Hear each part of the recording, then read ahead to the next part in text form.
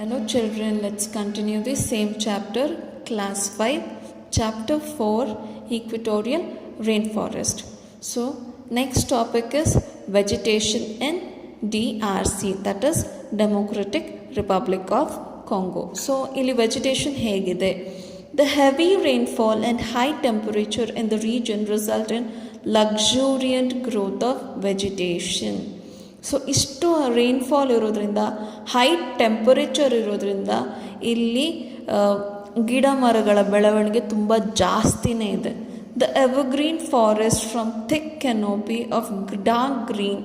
So ಇಲ್ಲಿ evergreen forest ಇರೋದ್ರಿಂದ, canopy ಅಂದರೆ ಈಗ ಮನೆ ಮುಂದೆ ಒಂಥರ ಕಾರ್ ಪಾರ್ಕಿಂಗಿಗೆ ನೆರಳು ಥರ ಮಾಡ್ಕೊಂಡಿರ್ತೀವಿ, ಹೌದಾ? ಅದನ್ನು ಕೆನೋಪಿ ಅಂತ ಹೇಳ್ತಾರೆ. ಸೊ ಈ ಕೆನೋಪಿ ಫಾರ್ಮ್ ಮಾಡುತ್ತೆ, ಡಾರ್ಕ್ ಗ್ರೀನ್ ಲೀವ್ಸ್ ಇರುತ್ತೆ and the undergrowth, so which make it almost impossible for sunlight to pass through.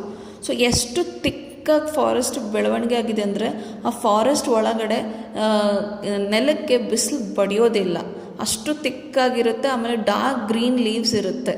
So ಇದರಿಂದ Zaire is thus called the heart of darkness.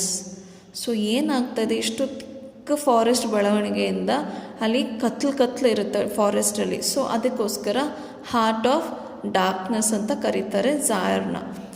These forest abound in trees such as mahogany, ebony, rosewood, cinchona and rubber. So ಇಲ್ಲಿ ಬೆಳೆಯುವಂಥ ಮರಗಳು ಯಾವುದು ಅಂದರೆ mahogany, ebony, rosewood and cinchona, rubber.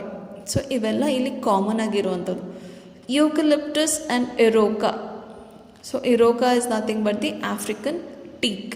So ನಮ್ಮಲ್ಲಿ ಕೂಡ ತೇಗ ಇದೆ, ಹೌದಾ? ಸೊ ಈ ಇರೋಕಾ ಅನ್ನೋದು African teak found in the rain forest are very good sources of timber.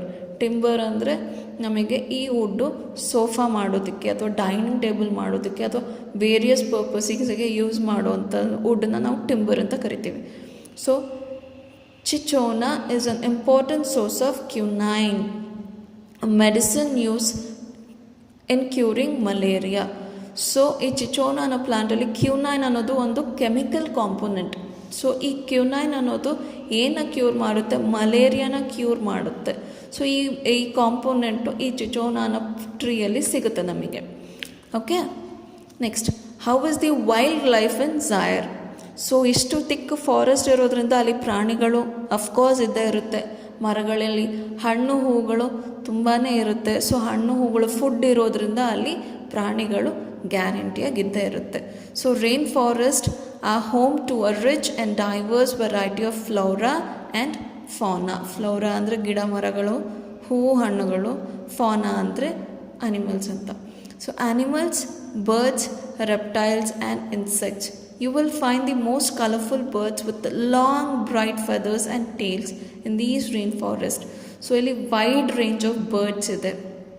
So ತುಂಬ ಲಾಂಗ್ ಫೆದರ್ಸು ಮತ್ತು ಲಾಂಗ್ ಟೇಲ್ಸ್ ಇರುವಂಥ ಬರ್ಡ್ಸ್ ಇದ್ದಾವೆ. In addition to the commonly known animals like, ಅದ್ರ ಜೊತೆಗೆ ಯಾವ್ಯಾವ ಅನಿಮಲ್ಸ್ ಇದೆ? Elephants, hippopotamus, rhinoceros, monkey, bonobo chimpanzees, gorillas, baboons and apes. ಅದು ಆ ಬ್ಯೂಟಿಫುಲ್ ಬರ್ಡ್ ಜೊತೆ ಈ ಎಲ್ಲ ಅನಿಮಲ್ಸ್ ಕೂಡ ಇದೆ. ಮತ್ತು ಇನ್ನು ಬೇರೆ there are also crocodile and alligator, python, vipers, tree cobras, tree lizards and a variety of frogs and chameleons. So crocodiles ಇದ್ದಾವೆ, ಆಲಿಗೇಟರ್ಸ್ ಇದ್ದಾವೆ, ಹೆಬ್ಬಾವ್ ಇದ್ದಾವೆ, ವೈಪರ್ಸ್ ಅಂದರೆ ಅದೊಂದು type of snake. So tree cobras, tree ಮೇಲೆ ವಾಸ ಆಗುವಂಥ ಟ್ರೀ ಕೋಬ್ರಾಸ್ ಇದೆ. ಟ್ರೀ ಲಿಸರ್ಡ್ಸ್ ಕೂಡ ಇದೆ. ಲಿಸರ್ಡ್ಸಲ್ಲಿ ತುಂಬ ವೆರೈಟೀಸ್ ಆಫ್ ಲಿಸರ್ಡ್ಸ್ ಇದ್ದಾವೆ ಆ್ಯಂಡ್ ತುಂಬಾ ವೆರೈಟೀಸ್ ಆಫ್ ಫ್ರಾಗ್ಸ್ ಇದೆ. ದ ಮೋಸ್ಟ್ ಪಾಯ್ಸನಸ್ ಫ್ರಾಗ್ಸಿಂದ ಹಿಡಿದು ಬಿಗ್ಗೆಸ್ಟ್ ಫ್ರಾಗ್ಸ್, ಟೋಡ್ಸ್ವರೆಗೂ ಅಲ್ಲಿ ಇದೆ. ಆಮೇಲೆ ಕೆಮೇಲಿಯನ್ಸ್ ಅಂದರೆ ಓತಿಕಟ, ತೊಂಡೆಕಟ ಅಂತ ಏನು ಹೇಳ್ತಿರಲ್ಲ, ಆ ಥರದ್ದು ಜಾತಿಗ ಪ್ರಾಣಿಗಳು ಕೂಡ ಇದ್ದಾವೆ. So a major attractions are parrots and parakeets. ಈ ಪ್ಯಾರಟ್ಸು ಒಂದೇ ಜಾತಿ, ನೋಡೋದಕ್ಕೆ ಒಂದು ಸ್ವಲ್ಪ ಡಿಫ್ರೆಂಟ್ ಆಗಿರುತ್ತೆ ಅಷ್ಟೇ. cranes, eagles and vultures are found here. So ಇದೆಲ್ಲನೂ ನಮಗೆ ಈ ವೈಲ್ಡ್ ಲೈಫಲ್ಲಿ ಸಿಗುತ್ತೆ. ಇಲ್ಲಿವರೆಗೂ ಅರ್ಥ ಆಯ್ತಾ? ಸೊ ಇಷ್ಟೊತ್ತು ಈ ಫಾರೆಸ್ಟಲ್ಲಿರುವಂಥ ಬ್ಯೂಟಿಫುಲ್ ಆನಿಮಲ್ಸ್ ಮತ್ತು ಬರ್ಡ್ಸ್ ಬಗ್ಗೆ ನೋಡಿದ್ವಿ. ಈಗ ನೋಡಿ, these thick rain forest have deadly varieties of insects like bees, beetles, scorpions, tests, fly, centipede, millipedes, termites and ants. So ಇಲ್ಲಿ ಬೀಟಲ್ ಇದೆ, ಸ್ಕಾರ್ಪಿಯನ್ ಇದೆ, ಟೆಸ್ಟ್ ಫ್ಲೈ ಇದೆ, ಸೆಂಟಿಪೆಡ್ ಇದೆ, ಟರ್ಮೈಟ್ ಇದೆ. ಸೊ ಇದೆಲ್ಲ ತುಂಬ ಡೆಡ್ಲಿ ವೆರೈಟಿ ಆಫ್ ಇನ್ಸೆಕ್ಟ್ಸ್ ಅಲ್ಲಿ ಬೆಳೆಯುವಂಥದ್ದು. So next is the human life and activities. So agriculture ಹೇಗಿದೆ ಇಲ್ಲಿ? Farming is largely practised in Zaire. Major food crops grown are cassava, plantations, yam, beans, sweet potatoes, maize, rice and vegetables. Robusta coffee is the main cash crop, while crops such as coconut, rubber, cotton, groundnuts and palm oil are few other export commodities. So ಇಲ್ಲಿ ಝಾಯರಲ್ಲಿ farming ತುಂಬಾ practice ಮಾಡ್ತಾ ಇದ್ದಾರೆ. So ಇಲ್ಲಿ ಜಾಸ್ತಿ ಬೆಳೆಯುವಂಥದ್ದು ಏನಂದರೆ ಕಸಾವ ಬೆಳೀತಾರೆ, ಪ್ಲಾಂಟೇನಿಯನ್ಸ್ ಬೆಳೀತಾರೆ, ಯಾಮ್ಸ್ ಅಂದರೆ ಗಡ್ಡೆ ಗೆಣಸುಗಳು ಆ ವೆರೈಟಿಯಲ್ಲಿ ಯಾಮ್, ಬೀನ್ಸ್ ಸ್ವೀಟ್ ಪೊಟೆಟೋಸು ಗೆಣಸು, ಕಾರ್ನ್ ಅಕ್ಕಿ, ತರಕಾರಿಗಳು, ರೊಬಸ್ಟಾ ಕಾಫಿ ಅಂದರೆ ನಾವು ನಾರ್ಮಲಾಗಿ ಯೂಸ್ ಮಾಡುವಂಥ ಕಾಫಿ. ಆಮೇಲೆ ಮೇನ್ ಕ್ರಾಪ್ಸ್ ಏನಂದರೆ ಕ್ಯಾಶ್ ಕ್ರಾಪ್ಸ್.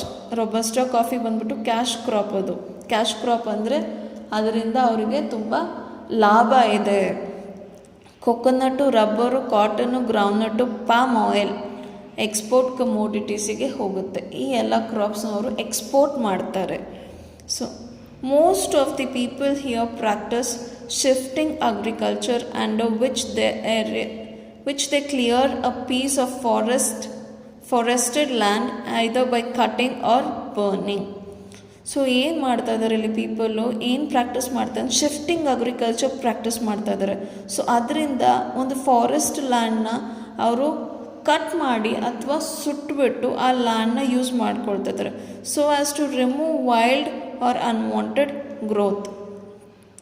ಸೊ ಏನಕ್ಕೆ ಇದನ್ನು ಮಾಡ್ತಾ ಇದ್ದಾರೆ ಅಂದರೆ ಬೇಡದೇ ಆಗಿರುವಂಥ ಗಿಡಗಳು, ಕಾಡು ಗಿಡಗಳನ್ನ ತೆಗೆಯೋದಕ್ಕೋಸ್ಕರ ಹಾಗೆ ಮಾಡ್ತಾರೆ.